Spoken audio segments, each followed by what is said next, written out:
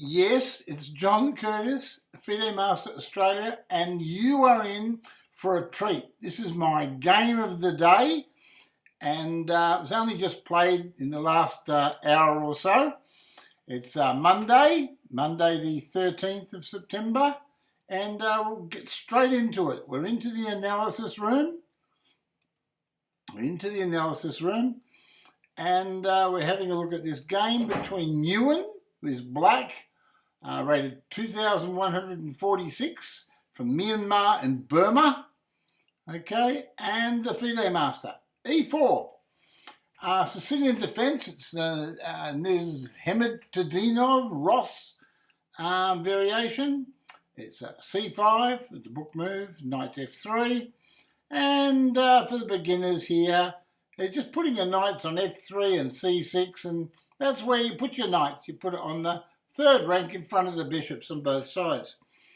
And it's always better to just get your knight out here after the pawn's moved, because that way the pawn influences the centre and the knight, just for the beginners. Right, bishop B5. Okay, book move. And the whole idea is to just move the bishop out so you can castle quickly. Right, queen C7. So I'm going to continue with my main plan and castle, star move. So when the engine gives a star move like that, that means it's the best move on the board. Okay, E6. All right then, so the engine's suggesting A6 and chastise the white bishop for being in a position where he may have overreached himself early, and get right into it and expand on the queen side as quick as possible. So I played C3, as he didn't attack my bishop. He attacked the bishop there, and he's still got the star move as the best move. So I played bishop A4. Engine says just take the knight, probably play rook E1 and D4, right? So that's what the engine's suggesting. It's suggesting I just take the knight, don't lose time, and very important to get D4 and D5 or something like that in straight away. But you can't give away all your pawns. So we could look at that. Bishop takes knight. And but if we played bishop takes knight, well, I didn't like it. He played B5 and bishop B3. Engine says I should play bishop C2. But the reason, I'll tell you why, the reason why I played bishop B3 was I actually wanted him to push the pawn. Yeah, because I've found, just experience, in my own chess games, I've found that after the pawn's pushed here and the bishop goes back, this pawn, the B pawn, comes up and black starts having to worry about his advanced pawn structure. So, right, D6. This way black's not committing himself. And funnily enough, if we look at his report card for the game, you will see that he played with a very high engine rating, the Nguyen from Brazil. He's rated 2,146, and I always say anyone rated around about 2,150, 2,100 and above, you know, they've got to be respected. Not that I showed him that much respect in this game. I played a few wacky and wild ideas. I pushed the pawn forwards. I got a star move for that. He recaptured, and I thought maybe I should take with the bishop, which is what I did. And he played knight F6. He's attacking my bishop. I didn't like that, so I just attacked his knight. Later, I was a bit worried. Maybe he could actually take the bishop. But I get rapid development. Anyway, the engine said the move he played, bishop E7, is a star move, the best move. And as I said to you earlier, the game was rated like in the very high percentiles as far as accuracy was concerned. There were no major blunders. And yet I got a bit of a brilliancy. Castles. I took the knight because I wanted my bishop on D5 to be the dominant piece on the board. Ideally, I would like my knight to go here and here and here or something and support the D5 square, and maybe do a little knight tour Or I could go knight here, and then knight there, and knight here, and then pop back in on d5. So that was my plan. So I had a plan. Bishop f6, star move, best move. And what is his plan? Well, his plan is very, very simple. It's attack me along a long diagonal, put pressure on. And with a view, too, of castling, playing g6, and simply slipping the bishop back for a nice, safe, fair and shadow position. So I thought, well, I've got to challenge him here. So I played knight to a3, and I offered him a pawn. And he played b4, so all right, you can have the pawn. They played the star move, the best move. So does he take the pawn sacrifice, or not? Well, he took the pawn, and I recaptured, and that too is the best move. So you're going to see a lot of star moves from the FIDE master here. So he captured the pawn and attacked my rook. Now, it was at this stage I thought to myself, aha, I really want to be able to play knight takes pawn, and if his queen takes, bishop takes pawn check. But I can't quite do it right yet because he's on the rook, okay? So I thought, well, if I play rook here, I'm actually threatening rook takes bishop, right? And knight hits queen and picking that piece off if his bishop goes back. So I thought maybe his bishop might go back because his king's a bit naked. I'm noticing that in this little box here, I'm noticing a few things, but in that little box, I just see that the king is somewhat unprotected. And I see a lot of pieces in this box here. In that box there, I see a lot of black pieces in that box, right, on the queen side. And well, if they're all sitting over the queen side, well, the king's a bit naked, isn't it? So, and anyway, I'm threatening rook takes bishop if his bishop goes back the other way. So what does he do? He should have played knight hits bishop, which is a very clever move. But he played rook to b8, rook on the a file to b8. And he thought, well, I could, if you take the bishop, I'll recapture.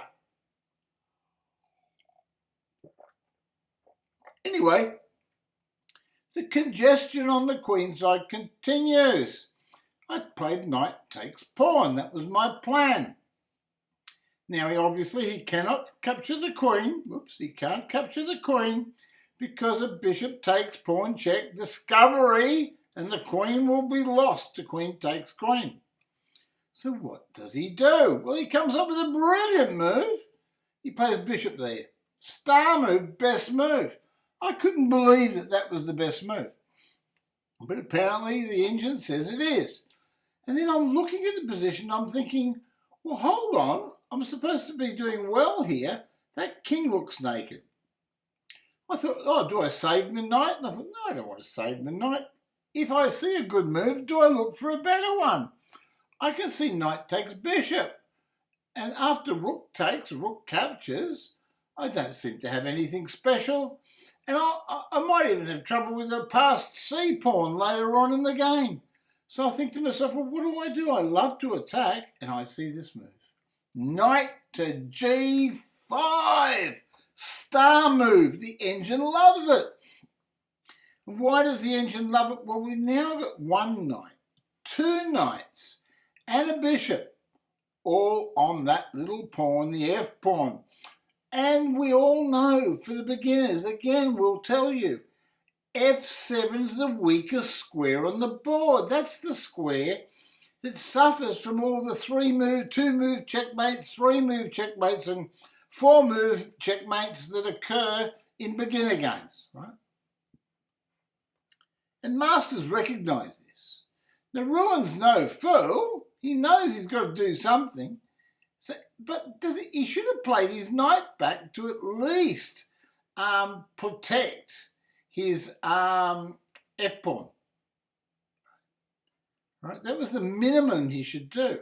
But what does he do? He plays bishop to a8. And you know what I thought? You beauty! And with that, I thought queen to rook 5. Well, I was going to say check, but it's not check. It's as good as. It threatens a check. It threatens bishop takes pawn check. It threatens queen takes pawn checkmate. And now, of course, he can't take the knight. So we've got the knight en prise again, en prise for nothing, right? For nothing, or loose. Loose is en prise, not for nothing. But we've got the knight still there, and he still can't capture it, right? So what does he do against that? Well, he plays h6. Now, this is I thought to myself, I stopped here and thought for a second, and or a couple of seconds, and I thought, well, I've got one knight, two knights, and a bishop, and a queen on that pawn. Well, surely I can take it off. But then I thought, I've got a problem. I don't know which one to take it with. Isn't it a nice problem to have in chess? Not to know which piece can take something, because you get a plethora of opportunities. But anyway, this is what I chose. And it's the best move. And what am I threatening? Well, I'm threatening queen here and checkmate, right? Now, again, just like I had the knight here, it was on d6. He couldn't take that for one reason. Well, now he can't take this knight. If he takes that knight, we deliver checkmate, right? Okay? So he can't do that. So I've taken the pawn, and now he has to reply. Rook takes. He thinks, oh, good, well, I'll get out of this mess. And I took his rook with check. And now he knows if he goes here, king f8, bang, a knight check will win the queen, right? Okay. So you think, oh no, I can't go here, I'll go here, right? And then we play queen here. And now he's going to stop checkmate. And he resigned. I played queen there, and he resigned. I won the game, because if he takes the knight, it's checkmate again. So it was a real nightmare for him. That's our game of the day. Thumbs up if you like the video. Please subscribe if it's your first time in the channel. And I hope you enjoyed that game. That was my game of the day. I'm pretty proud of that one. And I'll show you the report card that I got. I hope you can see it. It's a little bit out of centre, but I'll try to move it across for you. Just there. And you'll see that I played with 94.4% accuracy. My opponent played with 91.4% accuracy. So with that, I'm going to say goodbye, and please